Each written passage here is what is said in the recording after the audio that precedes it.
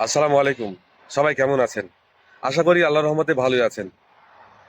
গতকালকে একটি নিউজে দেখলাম জামাতের আমির উনি বলছেন আওয়ামী লীগকে সাধারণ ক্ষমা করে দিলাম, বা তারা তাদের দল আওয়ামী লীগকে ক্ষমা ঘোষণা করলো। আসলে জামাতের আমিরকে আমার একটা প্রশ্ন, ওনাকে অনেক শ্রদ্ধা করি বা ওনার কথাগুলো ভালো লাগে, তারপরেও ওনার কাছে আমার একটা প্রশ্ন, আপনি ক্ষমা করার আগে মেডিকেলে গিয়ে দেখুন, আন্দোলনে গিয়ে যে ছেলেটি হাত হারিয়েছে বা পা হারিয়েছে সেই ছেলেটি কি আওয়ামী লীগকে ক্ষমা করতে পেরেছে? যে মানুষগুলো তার জীবন হারিয়েছে, আয়নাঘরে সাজা খেটেছে, সেই মানুষগুলো কি আওয়ামী লীগকে ক্ষমা করতে পেরেছে? যেই পরিবার বা যেই মা তার সন্তানকে হারিয়েছে এই আন্দোলনে, সেই মা কি আওয়ামী লীগকে ক্ষমা করতে পেরেছে? তাহলে আপনারা কিভাবে ক্ষমা ঘোষণা করেন? আপনারা তো সাধারণ মানুষের জন্য রাজনীতি করেন, সাধারণ মানুষের ভালো করবেন বা দেশের ভালো কাজগুলো করবেন বা সুশাসন প্রতিষ্ঠা করবেন, সেই কথা ভেবে চিন্তেই তো আপনারা রাজনীতি করেন। কিন্তু সুশাসন কিভাবে প্রতিষ্ঠা হবে যদি আপনারা এরকম পাপিষ্ট একটা নিকৃষ্ট দলকে ক্ষমা ঘোষণা করেন?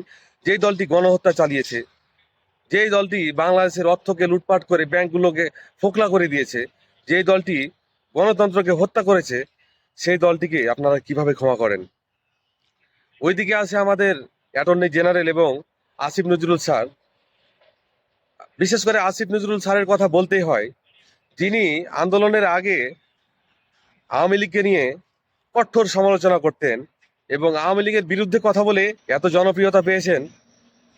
কিন্তু ক্ষমতার মসনদে বসে তিনি প্রতিনিয়তই ভুলে যাচ্ছে আওয়ামী লীগের ওপর কোনো ব্যবস্থা নেওয়া দরকার বা হাসিনার বিচার হওয়া দরকার।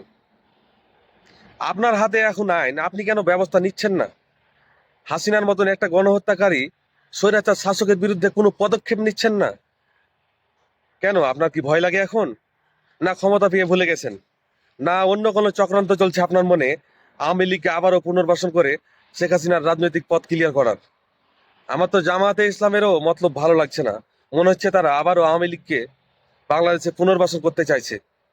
যে বাংলাদেশের মানুষ 15-16 বছর ধরে আওয়ামী লীগের হাতে নির্যাতিত হয়েছে, নিজের বাক স্বাধীনতা হারিয়েছে, গণতন্ত্র হারিয়েছে, ভোটাধিকার হারিয়েছে, সেই আওয়ামী লীগকে বাংলার মানুষ কখনোই ক্ষমা করতে পারবে না।